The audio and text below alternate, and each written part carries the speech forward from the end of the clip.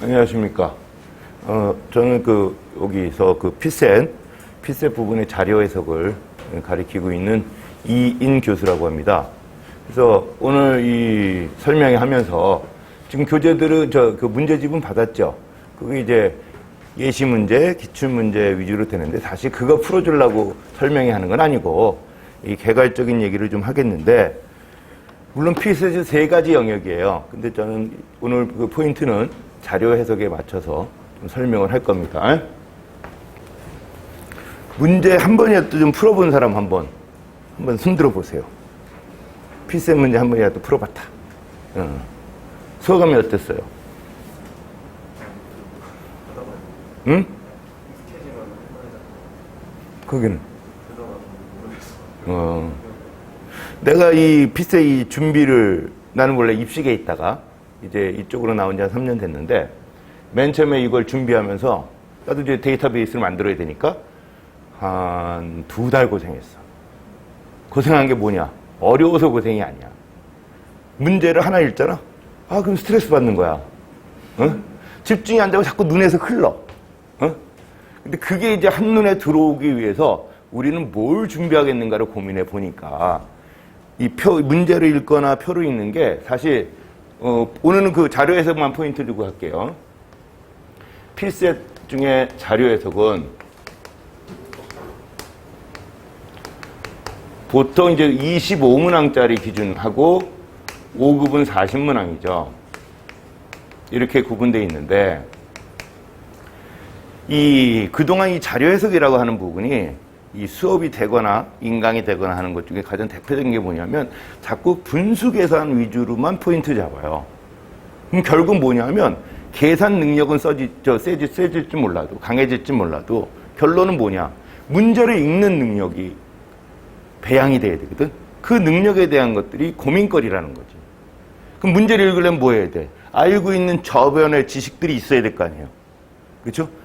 사실은 이 피셋 자료 해석에 필요한 여러분들의 그 수학 지식은 고1 정도까지예요. 고1 정도까지예요. 그래서 오늘은 25문항 위주로 설명을 할게요.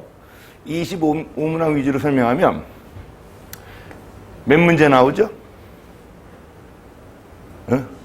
25문항이잖아. 그럼 몇 분이죠? 60분이에요. 그럼 문제당 몇 분이죠? 60 나누기 25잖아. 그렇죠? 그럼 25에 2배 하면 50이죠. 그럼 25분의 10이니까 2.4예요. 2.4분. 이것도 필수 분수 계산이야, 그것도. 요거는 한 이게 90분이거든? 한 2.25분 정도 걸려요. 2.4분에 푼다 그러면 어떤 문제는 1분 안 걸릴 거고, 어떤 문제는 3분이 넘어갈 수 있겠죠. 그렇죠? 근데 이제 문제 구성을 보면, 이 자료 해석의 문제를 구성을 보면,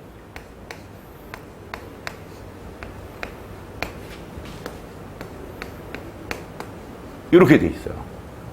물론 올해 나왔던 5급 민간 경력직하고 경호처 7급 문제는 조금 이 영향을 받아서 그런지 좀 쉽게 냈어요. 근데 항상 구성은 이렇게 구성이 돼요. 요게 뭐냐? 기본 읽기만 할 수 있으면 풀 수 있는 문제들이. 이건 대부분 데이터를 비교하고 뽑아내서 비교하는 거 정도. 연산 거의 안 들어가요. 8개 정도는 이제 계산력이 조금 필요하겠죠. 계산하고 그 다음에 어떤 도구들 있죠. 도구들을 좀 알아야 돼요. 뭐 이론들이죠. 도구의 이론이라고 하는 건 뭐 변할 문제, 전년 대비 증가할 문제, 이런 걸 처리하는 방법, 이런 것들을 알아야 되는 것들이 한 8문제 들어가고, 4문제는 이제 그것 중에서 이제 복합적인 연산들이 좀 들어가요.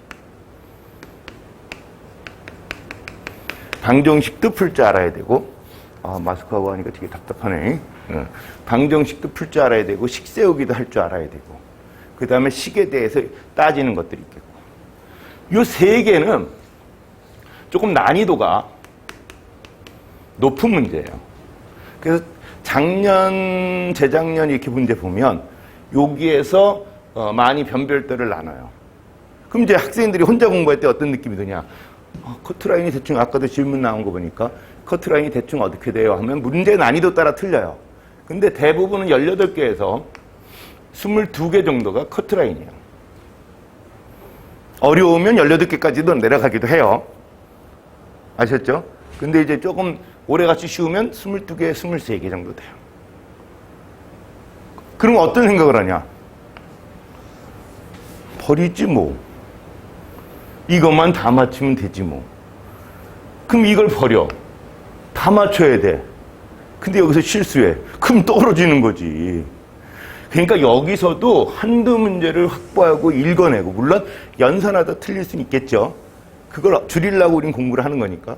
그 계산 과정들을 여러분들이 좀 익혀나가는 과정이 바로 피셋을, 특히 자료 해석을 공부하는 과정이에요. 그래서 여기 학원에서 나는 수업할 때 어떻게 수업하냐면 매해 모의고사를 줘요. 그리고 내용 정리를 2달 동안 반복적으로 해요. 그리고 모의고사도 풀어주면서 모의고사도 진도 나가는 거에 맞춰줘요. 그럼 어떻게 되냐? 공부한 게 자꾸 확인되잖아. 그리고 나중에 파이널은 이제 섞어서 낼 거 아니야. 진도랑 상관없이. 그렇게 되면 읽는 능력들이 배양이 돼요. 근데 조금 뒤에 또 설명할 거지만. 그래서 구성들은 이렇게 됩니다. 근데 혼자 공부하거나 이렇게 할만하다고 아까 얘기했죠? 할만하다고 한 친구들은 이렇게 하고, 이건 버리지 뭐. 이렇게 하는 마음을 가지면 안 되거든. 또 문제 난이도에 따라 틀린 게 또 어떤 거냐면 1, 2, 3, 4, 5번 중에 답을 고르는 거야. 쉽게 낼 때는 1번에 답이 있어. 옳은 걸 고르라 또는 옳지 않은 걸 골라라 해도 1번에 답이 있어. 그럼 나머지 안 해도 돼. 그렇죠? 근데 공부를 그렇게 하면 이 문제의 구성이 꼭 답이 1번에 있다는 보장은 없어요. 마스크 안 하고 해야 되는데 힘드네. 그래서 그 계산 과정들을 자기 스스로 검토하는 게 쉽지 않은 일이에요. 근데 항상 이 학생들하고 수업하면서 어떤 걸 강조하냐면 문제는 푼다. 채점을 해요. 검토를 해요. 그 검토하는 과정에 얼만큼 객관화시킬 수 있는 것들이 필요한가? 이게 공부하는 기본 자세라고 보는 거예요. 이래서 실수했구나. 그게 실력일 수 있어요. 무슨 말인지 이해가죠? 그러니까 그걸 객관화시킬 수 있으려면 뭐가 필요하지? 나름대로 공부하는 히스토리, 그 축적된. 요새 뭐 게임들 많이 하니까 인벤토리 있죠. 게임할 때 뭘 풀어나가는 인벤토리들이 구성돼야 되잖아. 뭐 옛날 같은 난 스타로 끝이었지만, 스타 할 때 빌드 오더들 있잖아. 뭘 지려면 뭐가 필요하고 똑같은 거예요. 게임 하듯이 이 문제를 풀기 위해서 나는 뭐를 알아야 되고 어떤 걸 쌓여나가야 되나 이런 것들을 연습하는 과정이 공부예요. 결국 검토할 때 그 내용들이 반영이 될 수 있게 하냐 못하냐가 실력을 나누는 거죠. 그리고 여러분들 알다시피 지금 이 피셋이 도입된 게 언제부터죠? 5급부터 돌아왔으니까 88년부터 2008년 정도 됐어요. 그 시중에 나와 있는, 나도 이제 기출문제 전부 DB를 다 만들었거든. 지금 하는 작업은 뭐냐면 그거를 변형하는 작업을 해요. 그래서 한 4년, 5년 전까지만 해도 피셋 자료 해석하잖아요. 그럼 거의 리얼 데이터가 나와요. 거의 리얼 데이터로 했어요. 가공 데이터가 아니라. 리얼 데이터니까 이런 것들이 있어. 뭐 예를 들어서 세계적으로 수출이 가장 많은 나라 이렇게 꼽고 하잖아. 그럼 우리 상식적으로 어디 거? 중국이겠죠. 그럼 그 중국을 먹고 들어가기 때문에 편했어요. 근데 요새는 갑국, A국 뭐 이런 식으로 나오니까 실제 리얼 데이터가 아니라 가상 데이터거든. 무슨 말 이해가죠? 가상 데이터가 나오고 하기 때문에 조금 내용을 더 풍부하게 알아야 되는 거예요. 일단 문제의 그 난이도 구성으로는 이렇게 구성됩니다. 우리 목표는 어디냐? 다죠. 요만큼이란 건 없어요. 준비가 돼야 되죠. 그리고 심지어 이것도 읽어내야 돼요. 실수하더라도. 그런 훈련들이 되죠. 그래서 자료 해석은 사실은 가장 중요한 포인트는 첫 번째가 읽기예요. 물론 읽으려면 뭐가 필요하죠? 읽기 위한 도구들이 필요해요. 표이론도 알아야 되지. 그 다음에 그걸 읽으면서 단위에 대한 것도 명확히 해줘야 되지. 무슨 말인지 알겠죠? 그런 도구들이 필요해요. 두 번째는 뭐냐면 분석이야. 분석이고 해석이죠. 대부분 요거는 이제 어떤 거와 어떤 걸 비교해야지 여기서 올바른 답을 고를 것인가. 그렇죠? 그리고 이 수치가 의미하는 뜻이 뭔가. 그 다음에 브랭크 문제가 나오거든. 브랭크를 채우려면 어떻게 되는가? 표의 연산식은 어떻게 되어 있는 건가? 이런 것들이 분석이 돼야지 해석이 돼요. 그 다음에 세 번째는 뭐냐면 재가공이에요. 재가공은 뭐냐면 표나 데이터가 있는 것 중에서 뭐뭐를 비교해서는 뽑아내야 되잖아. 그렇죠? 그 뽑아내서 그거를 또 비교하는 과정들이 들어가는 거예요. 그래서 이 분야는 3대가 합쳐지는 거죠. 물론 딱 구분할 수 있는 건 아니지만. 그래서 여러분들이 자료에 했을 때 이 세 개의 분야에 대해서 분석하면서 도구들을 가져야 돼요. 그 다음에 또 하나가 뭐냐. 자료 해석의 이제 형태를 보면 아까 문제 난이도로 했죠. 유형별로 좀 구분을 해서 공부를 할 줄 알아야 돼요. 유형. 자료 해석도 유형이 있어요. 어떤 교수들은 그 유형을 나누는 과정에 복잡한 용어들을 많이 써요. 근데 대체적으로 나오는 유형들이 몇 가지냐면 6가지 유형이 있어요. 봅시다 한번. 첫 번째가 뭐냐면 일반형이 있어요.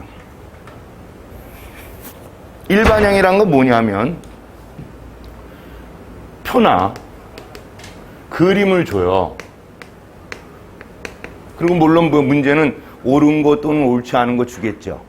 거기에 이제 선지가 들어가요. 1번부터 이렇게.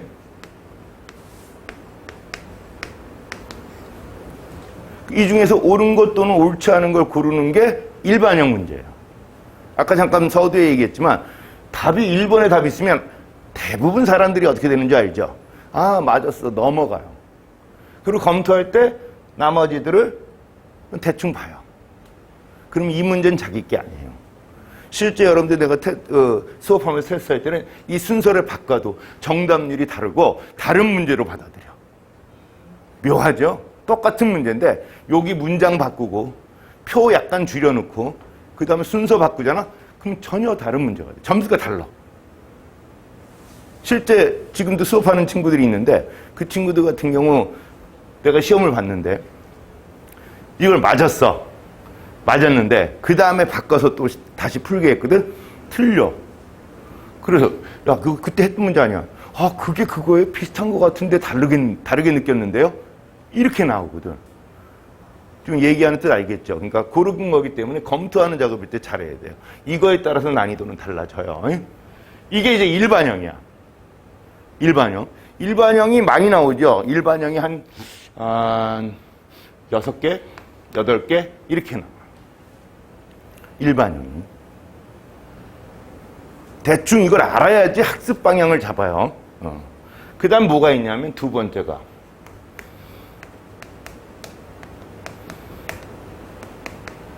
합답형이 있어요. 합답형이. 합답형은 또 어떤 게 합답형이냐면 역시 똑같아요. 표나 그림을 주고 있죠. 보기를 줘요.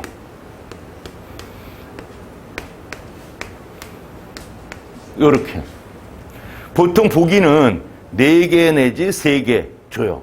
5급은 보기가 5개 나오는 경우도 있어요. 근데 보통 이제 7급 정도는 4개가 맥시멈이고 3개 주는 경우도 있어요.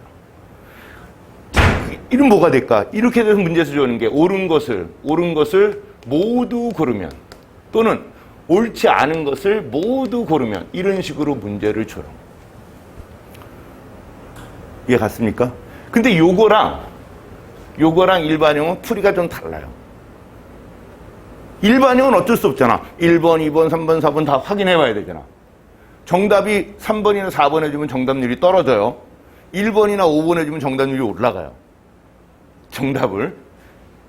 그렇죠? 근데 이건 다르죠. 어떻게 돼?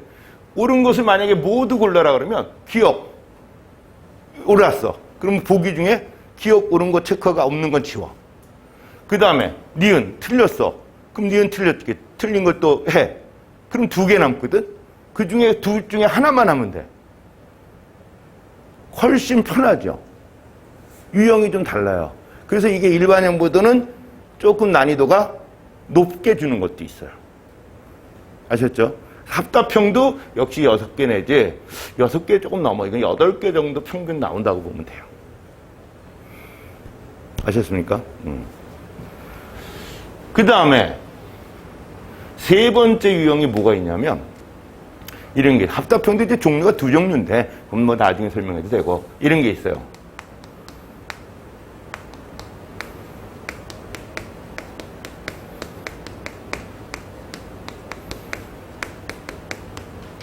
상황 판단, 내용 결정형 문제가 세 번째 유형이에요. 요거는 한 3-4문제 정도 나옵니다. 3-4문제. 그럼 이게 무슨 뜻이냐면 이런 거야. 상황 판단 같은 건 어떤 게 상황 판단이냐면 이런 거야. 어떤 표나 그림 주는 건 똑같아요. 자료 해석이니까. 표나 그림을 주고 설명을 붙여요. 뭐뭐한 나라는 뭐뭐뭐고 어떤 거는 뭐보다 크고 그럼 거기에 맞춰서 매칭을 시키는 거예요.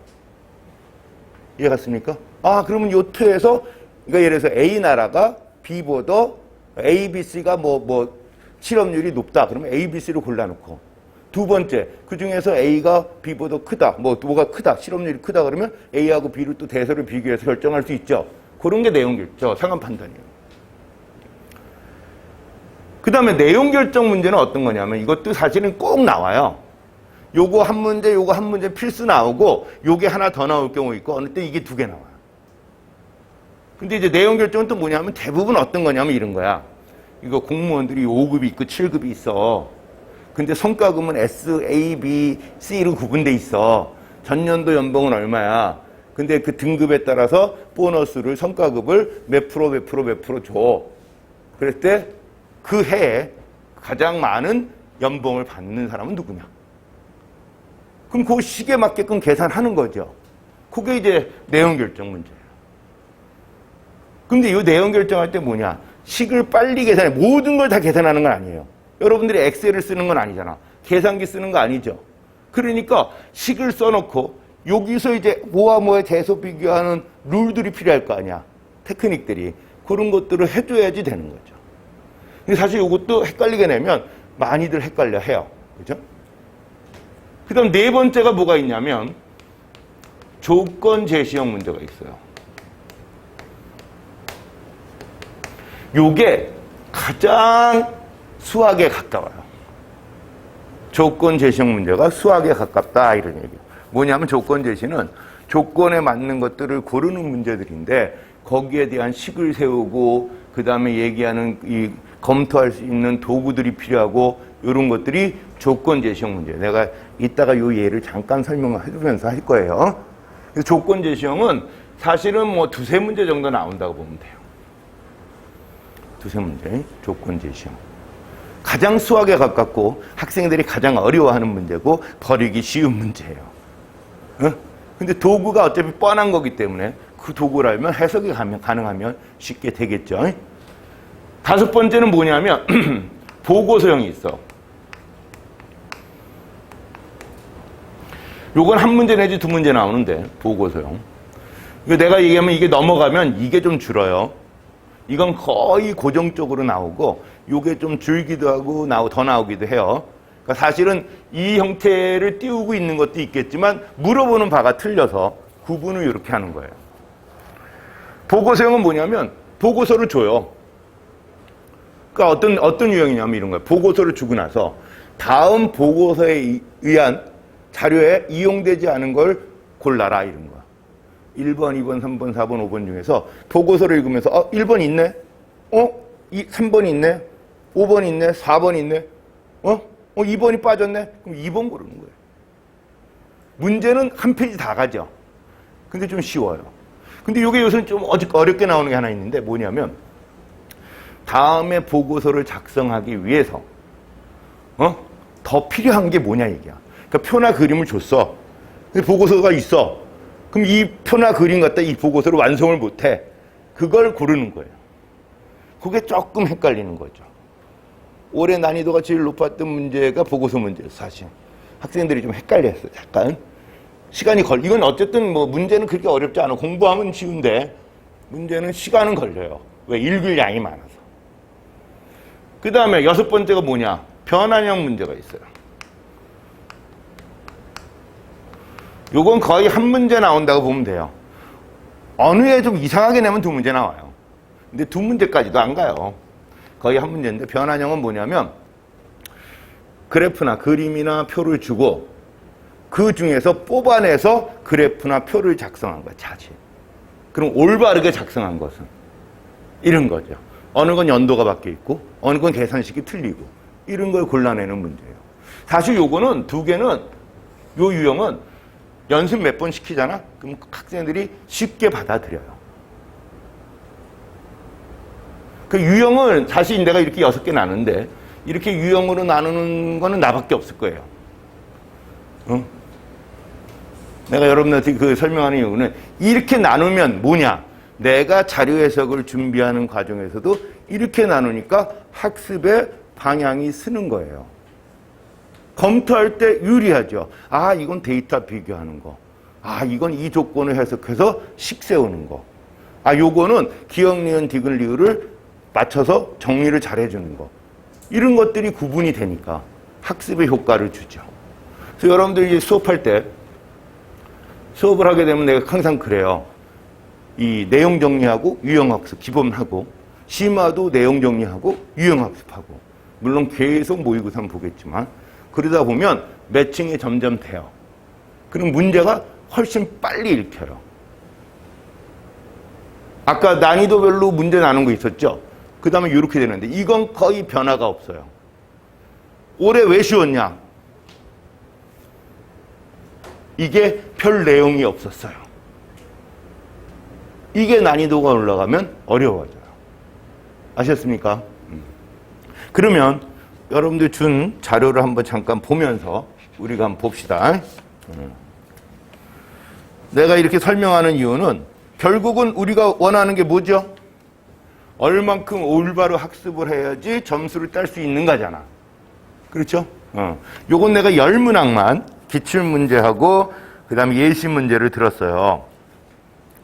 잠깐 한번 읽어보고 한 두세 문제만 내가 풀어줄게. 너무 오래 풀면 지난번에 내가 이거 5문제를 풀어줬거든. 설명회 할 때 학생들 눈빛이 점점 힘들어지더라고. 그래서 그건 아닌 것 같고 왜? 지금 한 것도 없는데 갑자기 뜬금없이 막 이론 들어가서 이렇게 하면 그렇죠? 자 봅시다. 이제 1번부터 잠깐 보는데 여기 설명하는 건 아니고 여러분들 이제 그 문제를 띄워놨으니까 한번 봅시다. 1번. 요런 게 일반형이에요. 표 2개 있죠? 표 2개 있고 1990년 있고 2000년 있죠? 얼마 차이? 10년 차이죠? 10년 차이의 변화를 물어볼 수밖에 없는 문제겠죠? 그래서 단위는 명이고 옳지 않은 걸 고르는 거야. 일단 파악하면 이게 일반형이죠. 그러면 이 표를 정확히 라인을 그으면서 읽는 거예요. 여기까지 됐죠?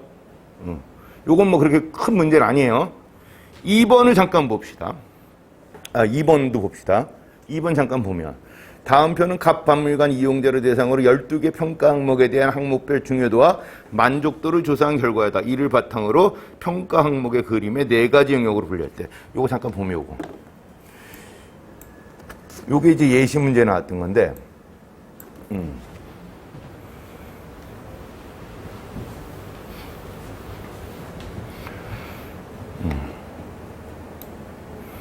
이제 딱 보면 이 표를 잠깐 보면 점수가 있어. 평가 항목 12개 항목에 점수가 있는데 여기 브랭크가 있어. 우리 무슨 생각? 아, 브랭크 채워야 되겠구나. 이 생각 당연히 하겠죠.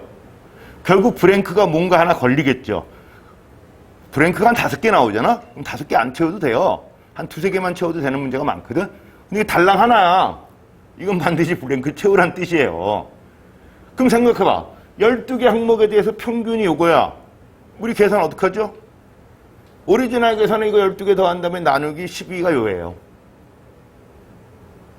그렇죠? 그래서 요걸 X로 놓고 풀면 돼요. 근데 우린 이 평균 낼 때 그렇게 계산 안 해요. 어떻게 하냐면 평균을 알고 있잖아. 그치? 이건 믿고 쓰는 거고 평균을 알고 있으면 여기에 과부족분이 뭐냐면 넘치고 부족한 거. 얘는 0.1이 남죠. 플러스 0.1. 얘는 플러스 0.04죠.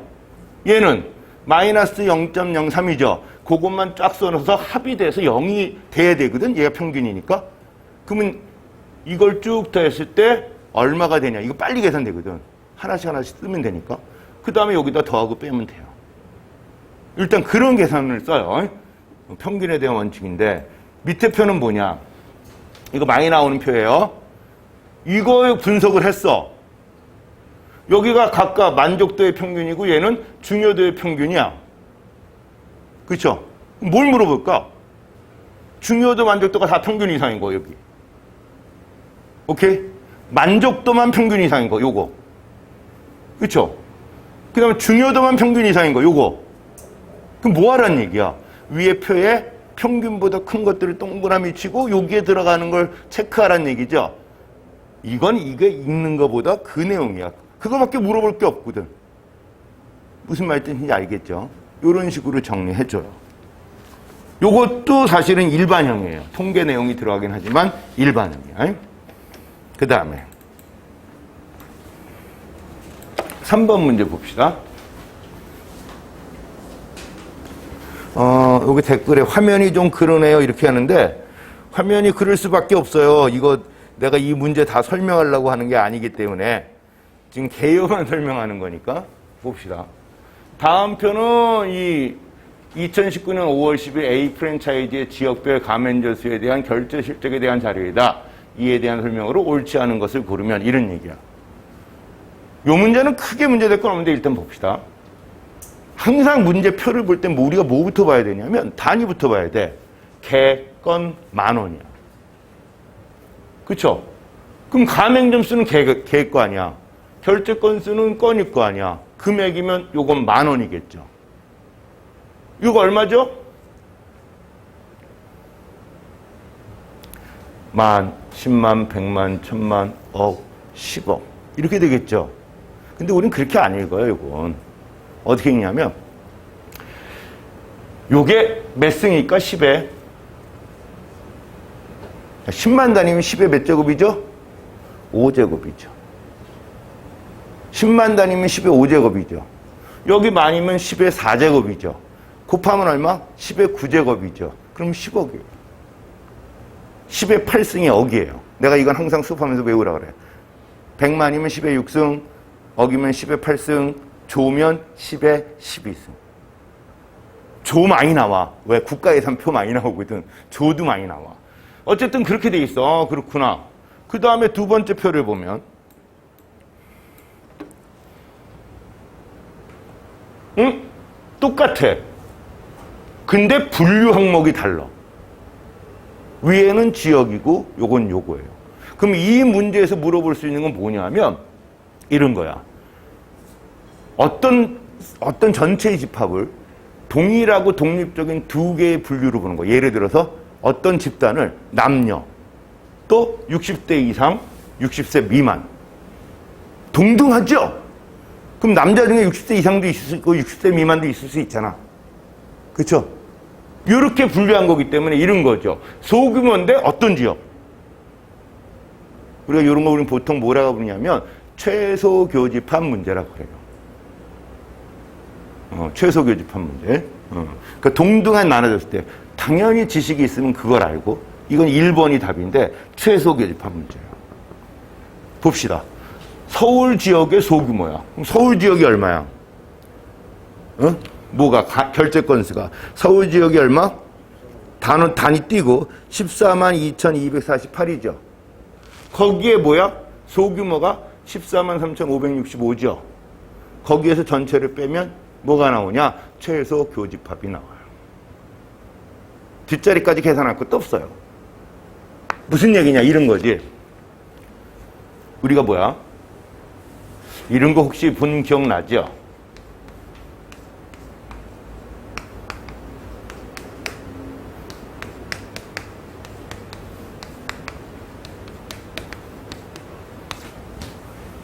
이거 본 기억납니까? A 또는 B의 합집합의 원소의 개수는 A의 원소의 개수 더하기 B의 원소의 개수 빼기 A, B의 교집합의 원소의 개수야. 그럼 얘가 여기를 싹 가. 얘가 여기를 싹 와. 그럼 최소 교집합은 두 개 더한 거 빼기 교집합이에요. 그렇죠? 전체 집합이죠. 그런 식으로 계산하는데 이게 2개짜리 나오기도 하고 3개짜리 나오기도 해요. 이 문제는 요것만 알면 가볍게 처리가 돼요. 아니면 또 생각을 해야 돼. 그러면 시간을 잡아먹거든. 분류 조건이 동등하니까, 그치? 그런 내용들이 파악이 돼야 돼요. 그 다음에 내가 지금 풀어주는 게 아니라 설명을 해주는 거야. 답은 조금 이따 불러줄게요. 그 다음에 4번 문제. 4번 문제는 다음 그림은 값 자치구의 예산 내역에 대한 자료이다. 이에 대한 보기의 설명 중에서 옳은 것을 모두 고르면 일단 3번까지는 일반형 문제였어. 3번까지는 일반형 문제였고 4번 문제 뭐냐? 옳은 것만을 모두 고르면 요거 딱 보이죠? 다 퍼센테이지예요. 이 표를 보면 우리 느껴지는 거 있죠? 뭐 느껴져? 이중 비율 문제예요. 그러니까 예를 들어서 이거야. 총 예산 중에서 자치행정이 42%, 경제복지가 30%고 이게 있고 이거 있잖아. 그럼 예를 들어서 총 예산 중에서 경제복지에 들어간 예산하고 자치행정 중에서 여기 들어간 예산이 어느 게 더 크냐 물어볼 수 있는 얘기죠. 말띠에 갑니까? 그럼 얘는 뭐야? 0.42 곱하기 0.47 이렇게 들어갈 거 아니야. 얘는 0.3이고 이런 거 물어보는 이중 비율 문제. 이거 매해 나와요. 아셨죠? 이제 계산력이 좀 필요한 문제야. 그 다음에 얘는 합답형이야. 합답형. 기억, 니은, 디귿, 리얼 이렇게 되겠죠. 합답형은 어떻게 골라? 기억을 무조건 확인해야 되겠죠. 기억 확인한 다음에 맞으면 기억 맞는 것 중에서 답이 나오고 틀리면 기억을 지우고 고르는 거야. 일반형하고 풀이가 좀 틀리죠. 계산은 그렇게 어려울 건 없어. 이건 그냥 식대로 쓰면 되는 거라 설명은 이렇게 하는 거고. 그 다음에 5번 한번 가봅시다. 5번. 5번은 내가 좀 설명을 해줄게요. 5번은 다음은 식품의약품 안전처 보도자료 내용에 대한 보기의 설명으로 옳은 것만 모두 고르면 이건데 좀 복잡하지만 보고자료를 잘 읽어줘야 돼. 근데 읽을 때 요럴 때 이제 미리 약간 이제 째려보는 거야. 보기를. 이걸 먼저 보는 거야. 산란인자 표시대 궤도 이건? 이거? 뭔가 위에 있겠죠? 이러고 읽어야 돼요. 그리고 이건 보기가 몇 개야? 3개죠. 그렇죠? 3개요. 자, 읽어봅시다. 보면 신선한 달걀 산란 일자 표시를 확인하세요. 이건 어쨌든 캐치프레이즈니까 그냥 보는 거고. 쭉 보면 8월 23일 이렇게 돼갖고 확인해서 구입할 수 있게 됐는데 산란 일자 표시제를 도입을 하게 됐어. 그래서 180시간, 이거 당연히 내가 이 수업을 하다 보면 이런 친구들이 있어. 이게 습관인 애들이 있어. 자료 해석은 이렇게 하면 안 돼. 그럼 또 읽어. 자료 해석의 가장 중요한 건 뭐냐면 체크되는 포인트들이에요. 요거. 지금 웃는 사람들은 그런 경험이 있겠죠. 그렇죠? 그렇죠. 요거야. 그 다음에 1개월을 앞두고 대형마트 100곳, 중소형마트 100곳 이렇게 전체 대상으로 산란 표시 여부를 조사했다. 이런 얘기니까 이게 결국 걸릴 거예요. 그렇죠? 180일이니까 벌써 감 오죠. 전면 시행이니까 180일이면 얼마? 6개월 전이죠. 그럼 2월달 언제쯤부터 이게 실행이 됐겠죠. 그렇게 파악하고 이제 보기를 보는 거야. 오케이? 보기를 보면 거기도 또 있죠. 산란일자 쭉 돼 있어. 오케이? 봐봐. 100개를 했는데 대형마트 90, 중소형마트 70, 표시율이. 그 다음에 전체는 85야. 감이 오죠? 만약에 이 표시율이 이 대상, 그러니까 대형마트 100곳이고 중소형마트 100곳이지만 조사 대상은 다른 거예요. 대형마트 100곳에서 표시한 달걀에 대한 것들을 다시 조사하니까 그 개수가 얼마인지 몰라. 중소형 마트에서도 표시한 달걀에 대한 대상이 되는 달걀이 얼마인지 몰라. 업체만 100곳이야. 맞지? 이해갔습니까? 왜? 이거 2개 더하면 얼마죠? 160이죠. 나누기 하면 얼마? 80이야. 만약에 여기에 대상이 되는 달걀의 개수하고 이 개수가 같잖아? 그럼 이건 80이어야 돼. 근데 이건 80이 아니잖아. 그쵸? 여기에 가깝죠? 오케이? 여기에 가까워. 이건 되게 쉽게 낸 거야. 여기에 가까우니까 아무래도 여기가 더 많이 표시된 거겠죠. 개수가 더 많겠죠. 요런 얘기예요. 읽으면서 그게 들어와야 돼요. 항상 이런 표가 나오면.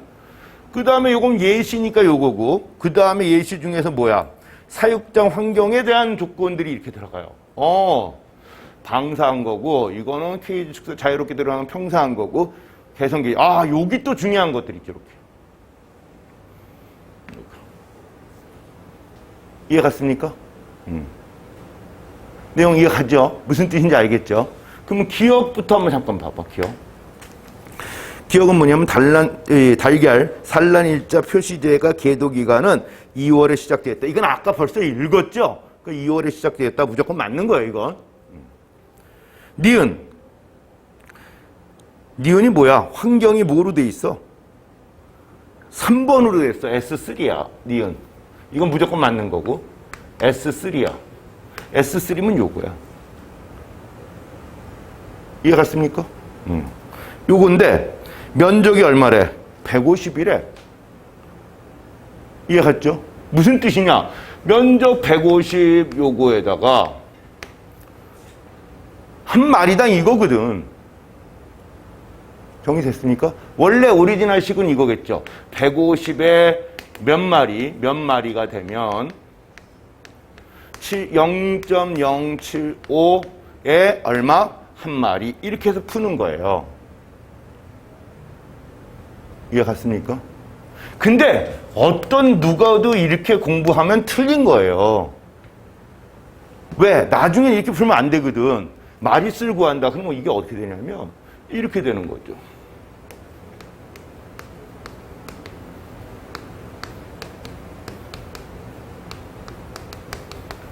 개념이 이렇게 되는 거예요. 단위는 약분이 돼요. 우리 이거 있잖아. 뭐 예를 들어서 지금 뭐 태풍이 올라오고 막 이런 것도 있겠지만 뭐 이런 거 있잖아. 뭐 예를 들어서 시속.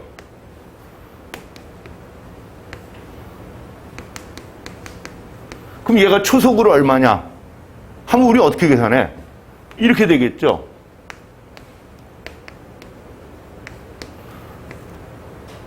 (60분이잖아) 초는 얼마? 3600초. 이해 갔죠? 그 다음에 얘를 미터로 바꿔주면 1000이 들어가. 그럼 결국 얘는 뭐냐면 3600에 360 하나 둘 셋 미터 퍼 초 이렇게 돼요.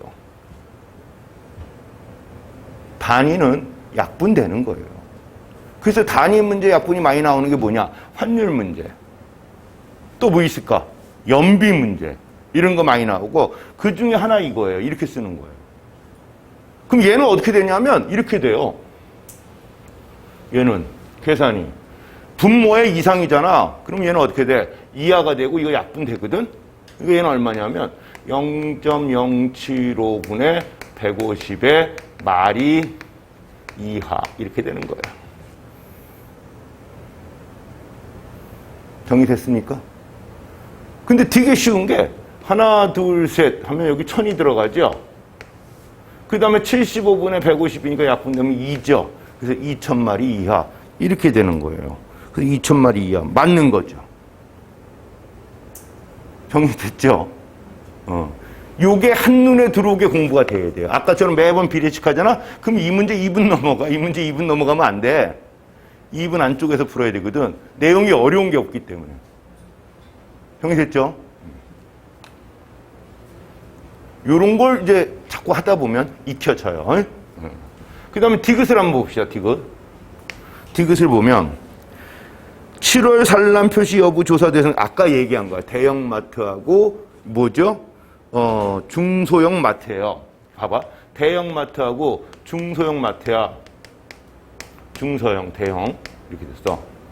그러면 얘는 90%고 얘는 얼마? 70%야. 근데 전체 평균이 얼마죠? 85%예요. 85. 이렇게 돼 있죠? 그래서 이거는 두 가지 풀이 가능해요. 두 가지 풀이 뭐냐? 첫 번째 요건 2개짜리니까 이렇게 하는 거죠. 요거 차이 5예요. 요거 차이 15죠. 그쵸? 그럼 요게 1대 3이죠. 그러면 문제에서 얘기한 것처럼 대형마트는 중소형마트보다 얼마? 3배 많은 거예요. 왜? 이쪽에 더 가까우니까. 말띠 이해갔습니까? 근데 오리지널은 이 풀이 아니에요. 오리지널은 어떻게 푸냐면 이렇게 풀어. 대형마트의 개수가 대형이 A고 중소형이 B였어. 그렇죠? 이해갔습니까? 그럼 대형은 표시율이 얼마? 90%였죠. 90% 0.9 원래는 더하기 0.7 B 나누기 전체 요게 한 게 얼마? 0.85 이거의 오리지널식이에요. 그러면 A와 B의 비율이 나와요. 아셨습니까? 근데 이걸 모르고 아까처럼 비례식으로만 풀잖아? 그럼 3개짜리 나오면 실제 3개짜리도 몇 번 나와요. 이거 아예 대형, 중소형, 중형, 소형으로 나눠주면 아까처럼 못 풀어요. 그럼 그건 뭐야? 반쪽짜리 지식이야.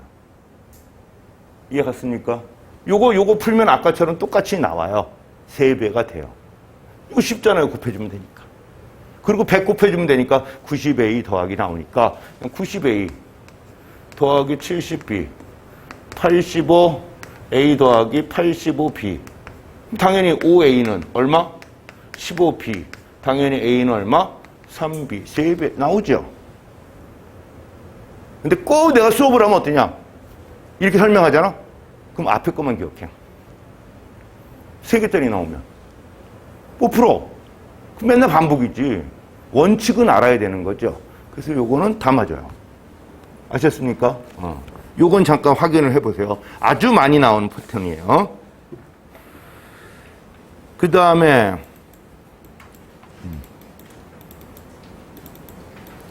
6번 문제 잠깐 봅시다. 6번 문제는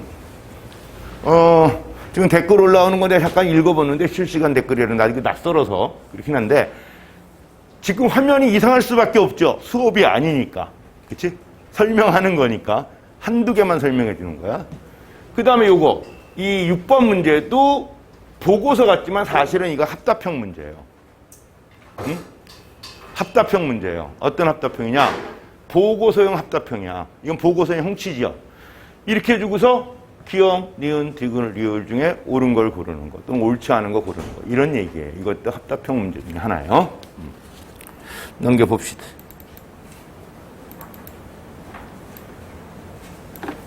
7번 문제. 이거 작년에 나왔던 문제인데 가장 어려웠던 문제예요. 작년에 나온 문제 중에 가장 어려웠던 문제고 학생들이 해석하기가 쉽지 않은 이런 거 우린 무슨 문제? 조건 제시형 문제예요. 내가 이거 다 풀어줄 생각은 없는데 간단히 설명만 하나 해줄게. 봅시다.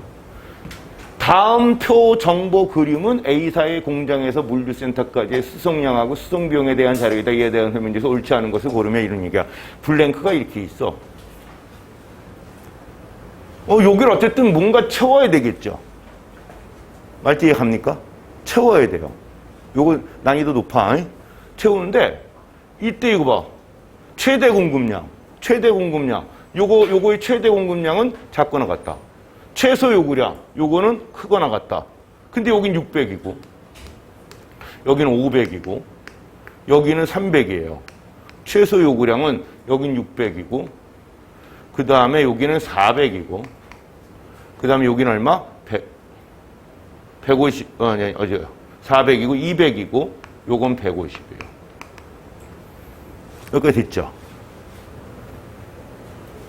이거 작년에 학생들이 어떻게 풀었냐면 대략 경계값들을 갖고 찍어 풀었어요. 그러면 보기 2개가 헷갈려요. 그럼 문제를 합답형으로 바꿔주면 못 풀어요. 응? 요건 당연히 뭐냐? 이게 미지수 x, y.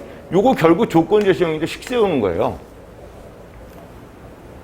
식을 한번 올바로 세우나 한번 거기까지만 해봅시다. 뭐죠? 요게 600보다 작거나 같아야 되죠? 그럼 x 더하기 y는 얼마? 400보다 작거나 같아야 돼요. 오케이? 맞죠? 요거는 요게 500보다 작거나 같으니까 Z는 얼마?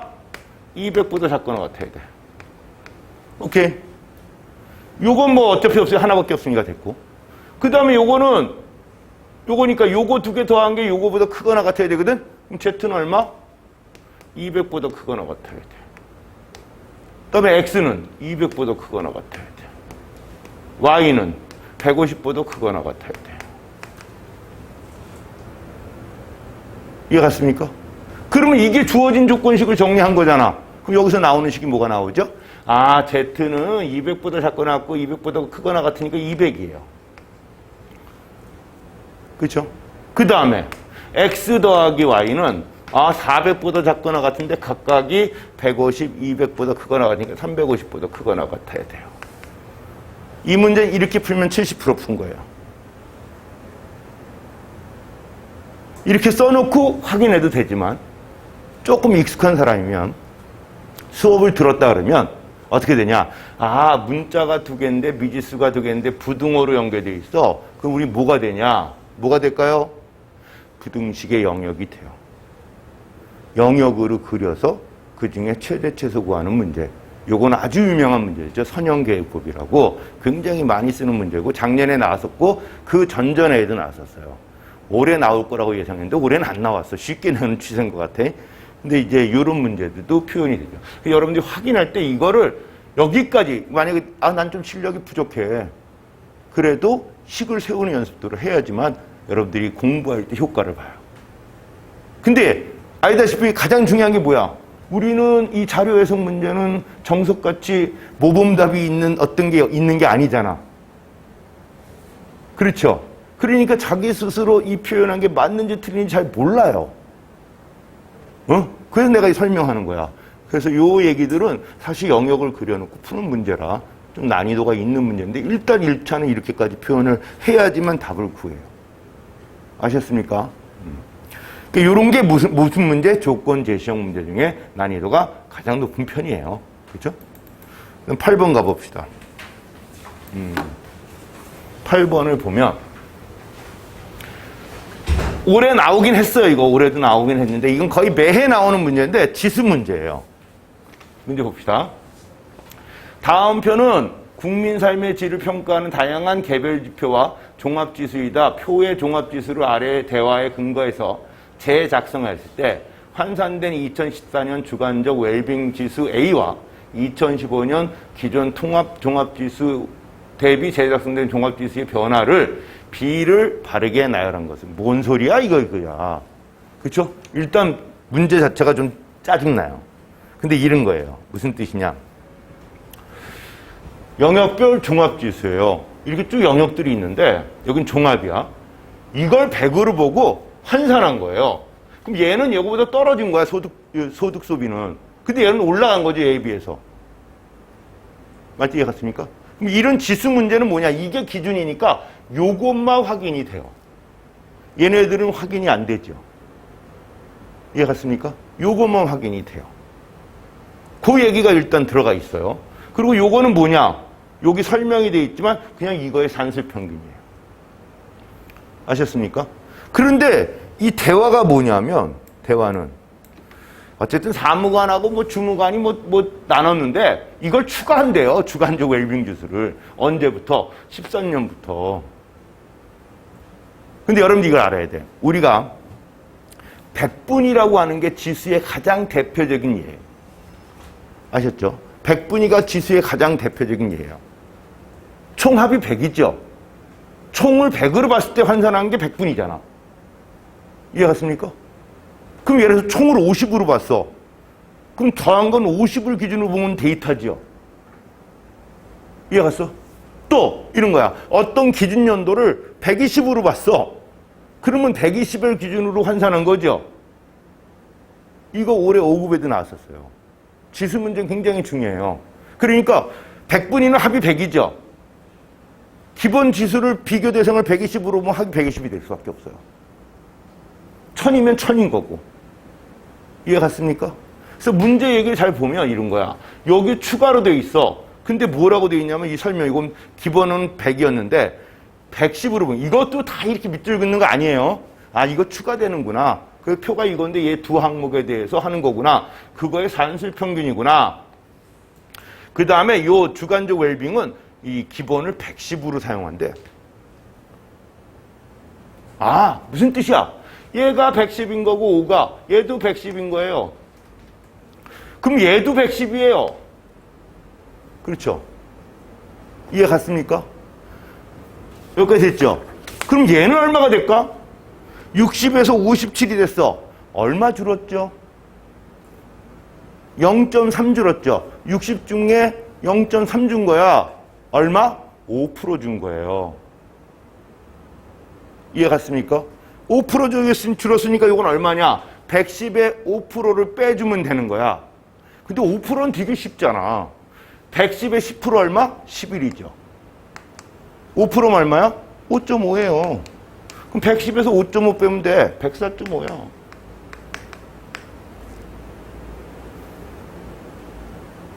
말대기 같습니까? 104.5예요. 그 다음에 얘는 요걸 이제 기준연도가 이거니까 기준연도가 이거야. 얼마 늘었어? 얼마 늘었니? 요거 6 늘었잖아. 0.6 늘었죠? 0.6이면 몇 프로? 10% 는 거야. 그럼 요거에 10% 는 거죠? 11이 되니까 121.0이죠. 요거는 얼마 늘었어? 14% 늘었죠? 요거에 14% 늘었으니까 얼마? 125.4예요. 그러면 이 주관적 웰빙 지수는 얘의 산술평균이니까 요거 두 개는 똑같은 거니까 이렇게 되겠고 요것도 두 개 더하면 14.5 요거잖아. 14.5 나누기 2 하면 되죠. 그쵸? 107.3 단원임 한 거니까 여기도 요거 두 개의 평균을 낸 거야. 그쵸? 평균 내면 이거 얼마가 돼? 6.4니까 3.2니까 123.2가 되겠죠. 이렇게 돼. 정리됐습니까? 그래서 문제에서 얘기한 것처럼 A가 뭐냐면 주관적 웰빙 지수래 2014년 그럼 107.3이죠. 그럼 답은 3, 4, 5번 중에 하나예요. 그 다음 뭘 물어봤냐면 이거야. 여기에 추가가 된 거야. 뭐가? 이게. 여기에 110, 요거에 107.3, 요거에 123.2 이게 추가된 거야. 그럼 생각해봐. 얘는 이거의 전체 평균이 이건데 이거 추가돼봤자 110이 추가된 거니까 똑같이 110이죠. 이해 갔죠? 얘는 전체 평균이 110인데 107이 추가됐어. 그럼 얼마가 될까? 계산해봐야 되겠죠. 110 언저리일 거예요. 근데 이게 얘보다 크냐 작으냐 그게 문제야. 얘는 전체 평균이 111.7인데 이게 추가된 게 123.2니까 더 늘었겠죠. 그러니까 요것만 계산해 보면 돼요. 말띠에 갔습니까? 그 계산만 해주면 정리가 쉽게 되는 거야. 그러면 문제 얘기는 이게 늘고 늘었냐, 늘고 줄고 늘었냐 이걸 물어본 거예요. 요 계산은 어떻게 하죠? 전체 요거 평균에다가 요거 부족한 거를 빼주면 되죠. 요렇게 계산하는 거예요. 대표적인 지수 문제고 이건 마스터 돼야 돼요. 아셨습니까? 요것도 우리 무슨 문제? 사실은 조건 제시형 문제예요. 이거 뒤에 거 안 읽어도 이 계산을 할 줄 알아야지 푸는 거예요. 오케이? 그 다음에 9번 문제 봅시다. 9번 문제가 이제 대표적인 보고서형 문제예요. 뭐냐면 표를 줬어. 표를 주면 2001년부터 7년까지 다니는 명의인데 전체가 있고 수용자가 있고 노역 유치자가 있고 얘네 둘을 더한 게 얘네. 그렇죠? 표를 읽을 때 항상 첫 줄은 읽어봐야 돼요.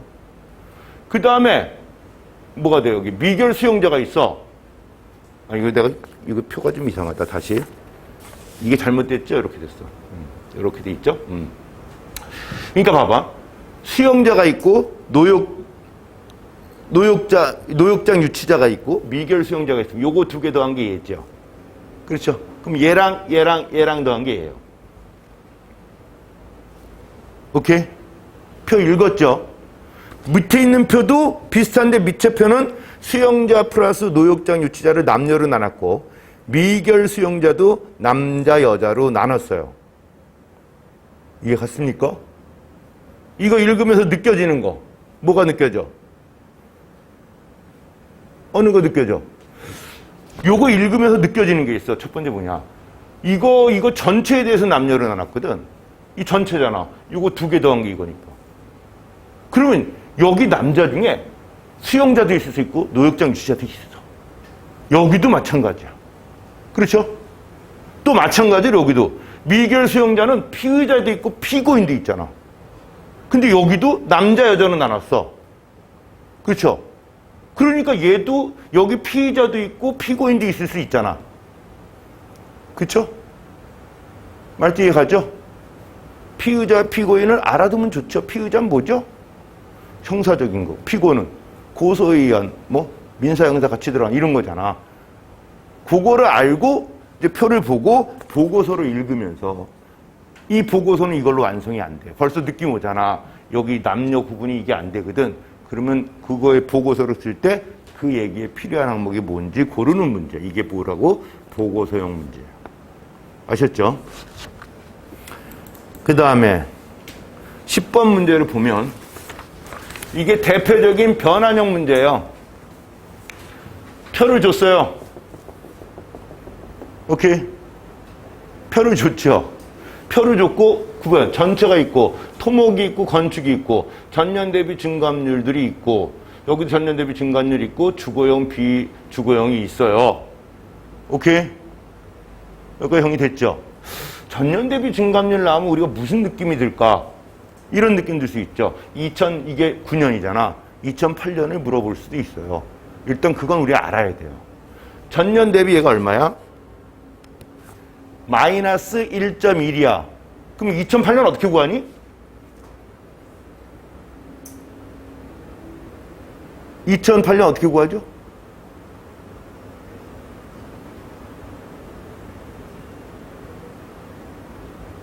응? 100에서 마이너스 1.1을 빼요. 얼마죠? 98.9죠. 얘가 전년에 98.9예요. 만약에 2008년 걸 구하려면 118.7 나누기 얼마? 0.989 이렇게 되는 거예요. 필요하면. 근데 실제 수업하다 보면 이거 다 이렇게 계산 안 하거든? 그 계산하는 건 내용이니까 나중에 설명하더라도. 그래서 얘 물어보면 이렇게 구할 수 있는 거야. 이거 딱 보면 그렇게 느낌이 오는 거야. 아셨죠? 그래서 이 변환형 문제는 대표적으로 뭐냐면 이 표를 갖고 가공된 수치들이 맞는 거야. 그 첫 번째, 건축 공정의 수주액이야. 건축의 수주액, 요거죠. 그래서 이 5개 중에서 대부분 이건 어떤 문제냐면 변환형 문제는 3개는 그냥 데이터 읽는 거예요. 응? 그 다음에 한 2개는 따로 비율을 계산한 거야. 아셨습니까? 내용 알겠죠? 근데 가장 짜증나는 건 뭐냐면 이건 좀 쉬운데 어렵게 내는 시험이 있어서 가끔가다. 그럼 이 변환형 문제가 뭐냐면 맞아. 넘어가. 근데 나머지도 다 맞아. 그럼 두 번째도 확인해야 되잖아. 제일 짜증나는 문제가 보기 3개 중에서 4번째까지 봐야 돼. 그건 틀리라고 낸 문제겠죠. 근데 그런 것이 있기 때문에 그건 별로 개의치 않아. 어려운 문제가 아니에요. 그래서 여러분들 보면 이런 게 변환형 문제다. 지금 대충 유형이 몇 가지였었죠? 6가지였었죠? 그 중에 보이겠죠? 그래서 보고서하고 이 변환형 문제는 철저하게 학습을 유형별로 해야지 익혀져요. 그리고 조건 제시형은 필요한 항목들이 있잖아. 그것들을 공부를 해야 돼요. 나머지 것들은 또 뭐냐? 우리가 알고 있는 기본적인 백그라운드 배경 지식들을 쌓아나가야지만 해석이 돼요. 분수 계산이 아니다 라는 걸 명심하세요. 자료 해석을 분수 계산으로 받아들인과 동시에 공부를 엉망으로 하는 거예요. 자료 해석은 가장 중요한 게 뭐다고? 읽는 거야. 어떻게 읽는 거라고? 내가 배경 지식이 있는 상에서 읽는 거예요. 배경 지식이 없으면 읽는 것도 안 돼요. 아까 같이 그 대형마트, 중소마트 있잖아? 그 3종류였어. 이미 구할 줄 알잖아. 그러면 아무 문제 안 되고 스무스하게 읽어져요. 근데 그게 안 되면 또 다른 때려 맞춤을 해야 되는 건 공부가 아닌 거죠. 아셨습니까? 내가 잠깐 답은 불러줄게요. 여러분들 풀어보세요. 뭐 기출문제긴 하지만 1번은 5. 쭉 쓰고 한번 풀어보세요. 1번은 5. 2번은 4. 3번은 1. 4번에 3. 5번에 5. 6번에 기억 디귿 리얼이니까 답은 4번. 6번에 4번. 7번에 5. 8번에 4. 9번에 4. 10번에 3. 그래서 내가 이 수업하면서 기본 수업을 할 때 있잖아. 한번 그렇게 했어. 첫 번째하고 두 번째는 유형별 순서로 냈어요. 그러면 애들이 되게 잘 풀어요. 와서 얘기하는 게 뭔지 알아? 선생님 시간이 맞는데요? 그럼 세 번째부터 어떻게 하냐? 실제 시험에 나온 것처럼 사건에 막 1번에 보고서 내고 막 이러거든. 그럼 시간이 달라요. 그럼 그만큼 무슨 얘기죠? 준비가 안 되는 거죠.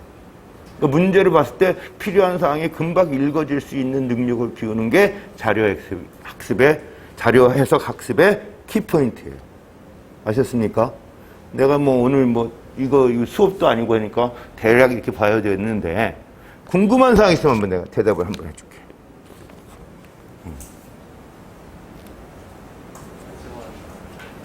중학교 때부터 숙고잖아요. 자료에서 보고도 1년 시험에서 할 수 있을 정도로 끌어올릴 수 있을지. 작년에 어떤 학생이 있잖아요. 첫 수업 들었는데 울었어요. 남학생이에요. 처음에 시험 보면 이 숙제지잖아. 10개 미만으로 맞췄어요. 그것도 시간을 오버해서. 걔가 나중에 몇 개 맞았냐.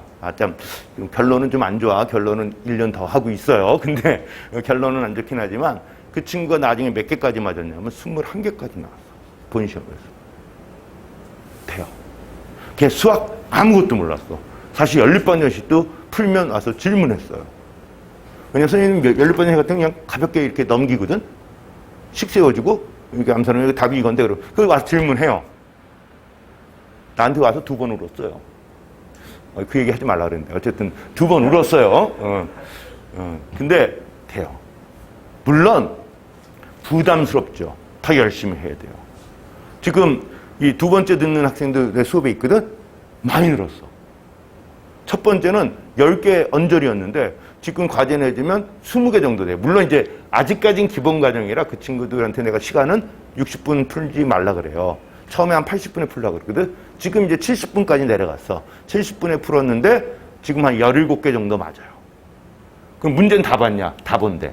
그러면 많이 든 거예요. 이제 가능성이 있는 거지. 내년에 충분히 뭐 20개 넘길 수 있는 학생들이라고 봐요. 걱정하지 마세요. 수포자? 상관없어. 수학하고는 상관없어요. 이건 수학이 아니라 뭐죠? 산수예요. 그리고 고급 수학 지식 필요 없어요. 필요한 수학 지식은 수업 시간에 내가 전달해줘요. 응? 내가 그동안 내가 이쪽으로 오려고 내가 어떤 고민을 했겠니? 시중에 나와 있는 피셋 자료 집들을 쭉 봤을 거 아니야. 기출문제야 내가 다 답 달아놓고 DB 다 만들어놨지만 방향이 좀 애매해요. 공부할 때. 그래서 내가 고민하다가 바꾼 거예요. 난 참고적으로 입시계에 꽤 오래 있었고 대형학원 여러분들 이름 되면 다 알만한 학원 원장을 한 10년 넘게 한 사람이에요. 그러니까 애들의 시험에 맞게끔 가리키는 포인트들을 잡아내는 게 내 기술이야. 응?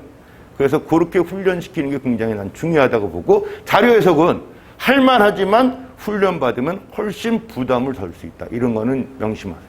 수학 고민하지 마세요. 늘어요. 물론 이런 친구들이 있어. 외국에서 이제 학교 다니고 온 친구들이 이제 특히 영국이나 이쪽에서 온 친구들은 영국은 고등학교 맞춰도 우리나라 중학교 2학년 수준밖에 안 돼요, 수학이. 응? 이거 좀 고생을 하죠. 지금 엄청 고생하는 학생이 있어. 응? 그렇다고 내가 정석을 추천하냐? 안 해요. 해준 것만 해. 반복하자. 이렇게 하거든. 왜냐하면 그 따로 공부하면 또 방향이 틀려. 그런 문제가 아니잖아. 오죽하면 아직까지는 피셋에 대한 책들이 어떻게 나와? 피셋 오리지널 한 권 나오지 않죠? 피셋4, NCS 이렇게 나와요. 왜? 하나 갖다 팔기 힘드니까. 그 정도로 피셋은 정형화되어 있는 학습 툴이 별로 없다는 거죠. 그러니까 그것만 잘 잡으면 성적을 만들 수 있다. 이런 얘기. 또 궁금한 사항.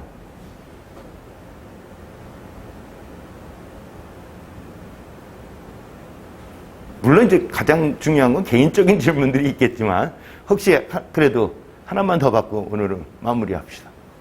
여기 내가 인터넷 글을 봤으면 좋겠는데 화면이 좀 그렇네요. 그러고 나서 별로 안 들어오네. 화면이 좀 그렇지.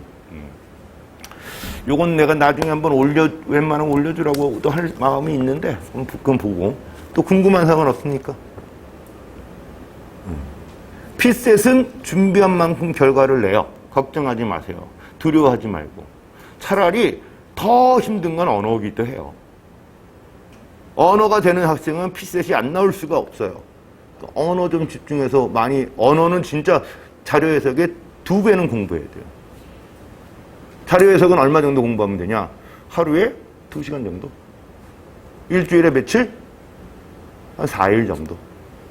그리고 꼭 해야 될 게 뭐냐? 한 달 공부하면 한 달 뒤에 한 달 전에 공부했던 걸 다시 봐야 돼요. 그래서 자기 스스로 객관화를 시켜야 돼요. 아, 이건 이런 내용이었구나. 이게 느껴지기 시작할 때 뭐가 되죠? 느는 거예요. 뭐랑 똑같아? 여러분들 요새는 잘 모르지만 바둑도 이제 AI한테 다 져갖고 의미는 없지만 바둑 공부할 때 되게 안 늘거든? 솔직히 바둑 공부할 때 책을 2권을 외웠어요. 근데 안 넘어. 어느 정도 수준이 안 넘는 거야. 언제부터 느냐면 복귀할 때부터. 한 번 바둑을 두잖아? 그 다음에 다시 두는 거야. 똑같이 내가 뒀던 거. 그러면서 검토할 때 늘거든? 자료 해석 똑같아요. 근데 사람인지라 1번 답 골라서 넘어갔잖아? 그러면 2, 3, 4, 5를 꼼꼼히 보는 사람이 드물어요. 그걸 만드는 게 가장 성공의 지름길이다. 이렇게 생각을 하세요. 아셨죠? 자료 해석은 됩니다. 오늘 여기까지 마칩시다.